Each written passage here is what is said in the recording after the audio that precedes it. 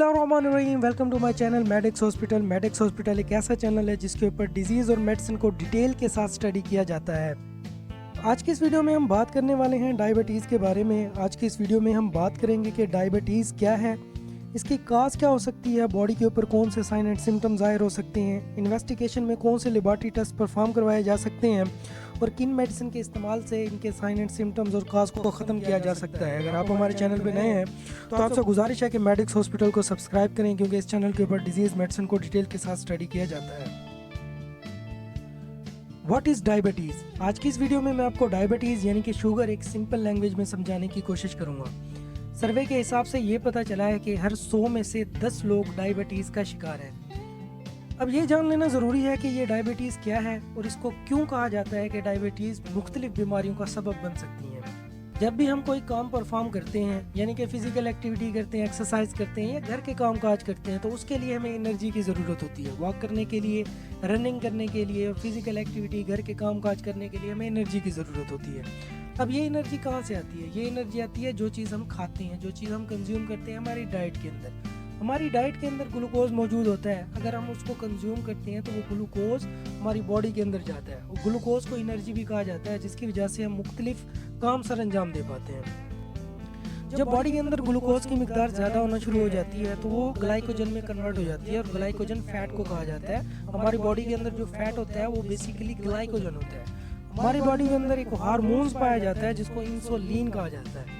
Insulin का काम ये होता है कि ये ना ग्लाइकोजन को कन्वर्ट करते हैं ग्लूकोज में और फिर ग्लूकोज को कन्वर्ट कर देते हैं एनर्जी में, यानी कि एटीपी एडिनोसिन ट्राइफॉस्फेट। जब हमारी बॉडी के अंदर इंसुलिन बनना बंद हो जाता है तो वो ना ग्लूकोज को एनर्जी में कन्वर्ट नहीं कर पाते, जिसकी वजह से बॉडी के अंदर ग्लूकोज का लेवल बढ़ता जाता है। जब ये बॉडी के अंदर ग्लूकोज का लेवल बढ़ता जाएगा तो ये ग्लूकोज हमारी ना ब्लड स्ट्रीम में, हमारे खून में शामिल हो जाएगा। जब ये हमारे खून में शामिल होगा तो ये ना बहुत सी बीमारियां काज कर सकता है, जिनमें हार्ट डिजीज़ हो सकती हैं, किडनी डिजीज़, आई डिजीज़। ये सारी डिजीज़ ग्लूकोज के ज़्यादा होने की वजह से हो, क्योंकि हमारी बॉडी के अंदर इंसुलिन की प्रोडक्शन ख़त्म हो चुकी है। इसीलिए कहा जाता है कि डायबिटीज़ के पेशेंट को वॉक करनी चाहिए, क्योंकि वॉक करने से वो ग्लूकोज ग्लाइकोजन में स्टोर नहीं होता, वो एनर्जी में कन्वर्ट हो जाता है। तो इस कंडीशन को, इस सिनेरियो को ना डायबिटीज़ यानी कि शुगर कहा जाता है।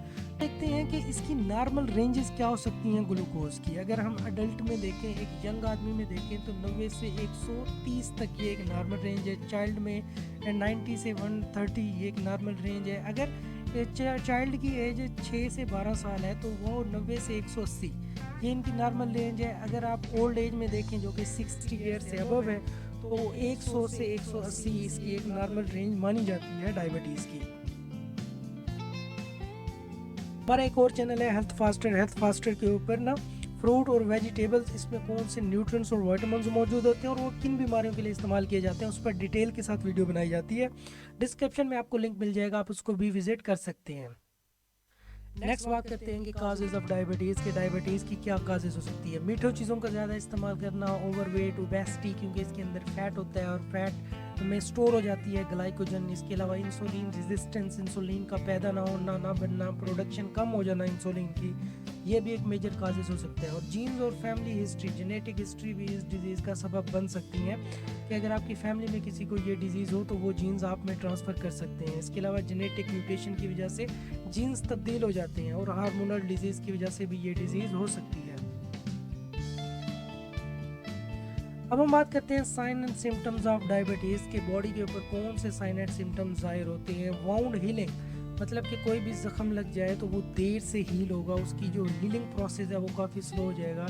बार बार पेशाब आना, यूरिनेट करना बार बार। इसके अलावा एक फैमिली हिस्ट्री भी हो सकती है। थ्रस्ट बढ़ जाएगी, आपकी प्यास बढ़ जाएगी, आप बार बार पानी पिएंगे। इसके अलावा नींद में और वेट में कमी हो सकती है, भूख बढ़ जाएगी, आपकी नज़र कमज़ोर हो जाएगी।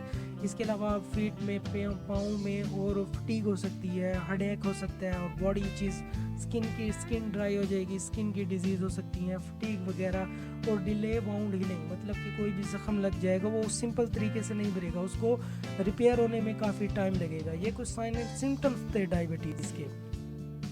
इन्वेस्टिगेशन में आप बहुत से शुगर टेस्ट परफॉर्म करवा सकते हैं, ब्लड टेस्ट और यूरिन टेस्ट परफॉर्म करवा के भी आप इस डिज़ीज़ को डायग्नोज कर सकते हैं। Complete blood count CBC perform करवा सकते हैं इन्फेक्शन को मेजर करने के लिए, और शुगर टेस्ट सबसे अहम माना जाता है इस डिज़ीज़ के लिए।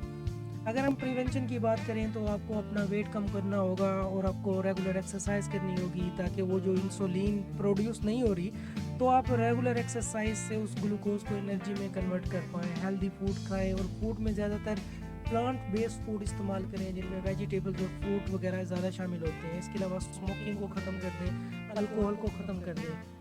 मैंने अपने दूसरे चैनल हेल्थ फास्टर पे डिटेल से वीडियो बना रखी है, जिसमें मैंने ये बताया है कि कौन से फ्रूट और वेजिटेबल्स का इस्तेमाल करके आप डिजीज़ को ख़त्म कर सकते हैं, उसको भी विजिट कर सकते हैं। अगर आप मेडिसिन की बात करें तो इंसुलिन जो है वो आप इस्तेमाल कर सकते हैं, जिसकी वजह से इनको लॉन्ग टर्म के लिए इंसुलिन यूज़ की जाती है। इंसुलिन जो कि हमारी बॉडी में पैदा नहीं हो रही, प्रोड्यूस नहीं हो रही, तो हम जो है ना इंजेक्शन की फॉर्म में इंसुलिन लेते हैं, ताकि वो जो ग्लूकोज स्टोर हो रहा है उसको एनर्जी में कन्वर्ट किया जाए। इसके अलावा कुछ टैबलेट्स हैं, ये भी इस्तेमाल करके, जिनमें ग्लूकोफेज शामिल है। इसके अलावा मेटफॉर्मिन शामिल है, ग्लिपिजाइड वगैरह, ये मेडिसिन इस्तेमाल करके भी ये बेसिकली ना ब्लड के अंदर ग्लूकोज लेवल को कंट्रोल करते हैं। तो इनका इस्तेमाल करके भी आप ग्लूकोज को काफ़ी हद तक कम कर सकते हैं, डायबिटीज़ को कम कर सकते हैं। और आप एक्सरसाइज परफॉर्म करें। अगर आप हमारे चैनल पर नए हैं तो आपसे गुजारिश है कि मेरे इस चैनल को सब्सक्राइब करें, क्योंकि इस चैनल के ऊपर डिजीज़ मेडिसिन को डिटेल के साथ स्टडी किया जाता है।